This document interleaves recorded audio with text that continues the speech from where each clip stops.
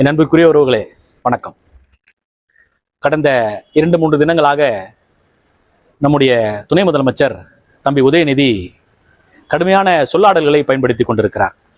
குறிப்பாக நம்முடைய எதிர்க்கட்சி தலைவரையும் நம்முடைய கழகத்தினுடைய பொதுச் செயலாளரையும் மே 4க்கு பிறகு தமிழகத்தை ஆளப்போகிற வெற்றி திருமகன் அண்ணன் எடப்பாடியாரை பற்றி கடுமையான சொல்லாடல்களை பயன்படுத்தி கொண்டிருக்கிறார். அவரை சொல்லி தப்பல்ல, அவர் வந்த விதம் அப்படி, அவர் வளர்ந்த வாழ்க்கை அப்படி. காரணம், அவர்களுடைய தலைவர்களும் அப்படித்தான்.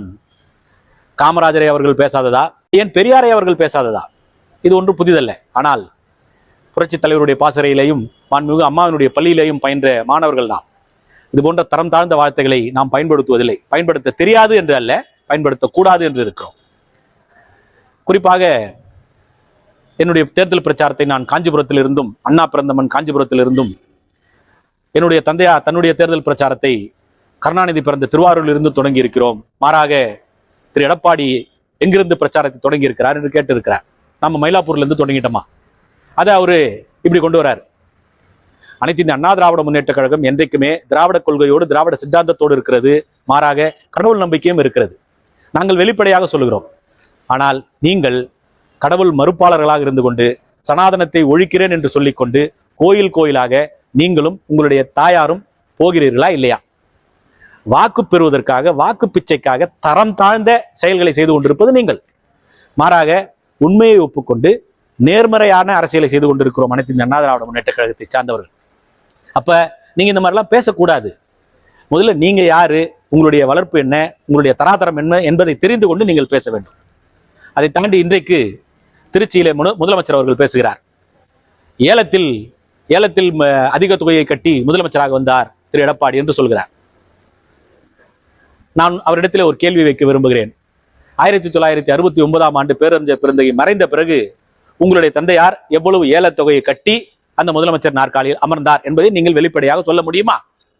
அதை தாண்டி இன்றைக்கு அறிவியல் வளர்ச்சி அதிகமாக இருப்பதன் காரணமாக அண்ணன் எடப்பாடியாரை பற்றி நீங்கள் தொடர்ந்து குறை சொல்லிக் கொண்டிருக்கிறீர்கள். மாறாக அந்த பதவியை பிடிப்பதற்கு உங்களுடைய தந்தையார் 1969ஆம் ஆண்டு புரட்சி தலைவரிடத்திலே என்னென்னலாம் செய்திருப்பார் என்று அன்றை இதே போல அறிவியல் வளர்ச்சி அன்றைக்கு இருந்திருந்தால் கேவலப்பட்டு போய்விடுவீர்கள்.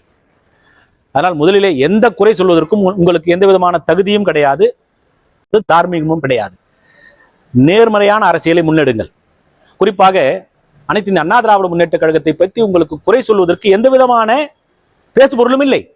அதனால் தொடர்ந்து அடிமையாக இருக்கிறார், அப்படி இருக்கிறார், இப்படி இருக்கிறார் என்ற குறையை மட்டும்தான் உங்களால் சொல்ல முடிகிறது ஒழிய தேர்தல் களத்தில் நீங்கள் செய்த சாதனையை சொல்லுங்கள். நாங்கள் எங்கள் சாதனைகளை பட்டியலிடுகிறோம்.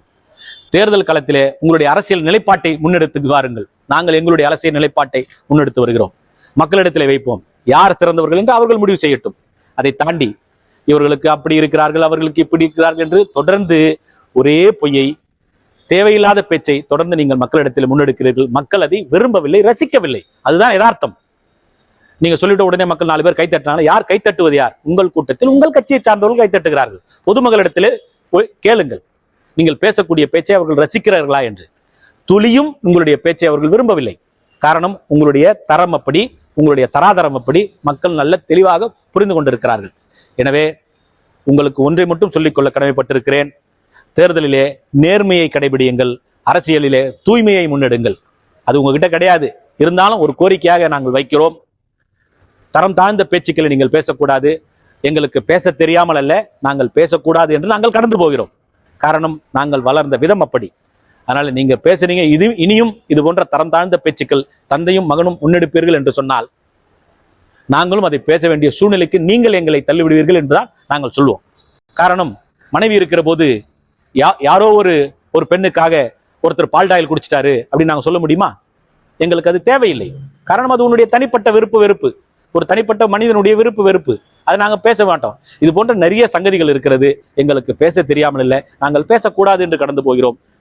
எனவே இதோடு நீங்கள் இதை நிறுத்திக் கொள்ள வேண்டும். வருகிற தேர்தல் இது இரட்டை இலைக்கான தேர்தல். வருகிற தேர்தல் அண்ணன் எடப்பாடியார் முதலமைச்சர் ஆக வேண்டும் என்பதற்கான தேர்தல். வருகிற தேர்தல் இந்த அரசாங்கம் இதோடு முடிவு கட்டப்பட வேண்டும் என்பதற்கான தேர்தல். எனவே என் அன்புக்குரிய உறவுகளே, வாக்களிப்பீர் இரட்டை இலை.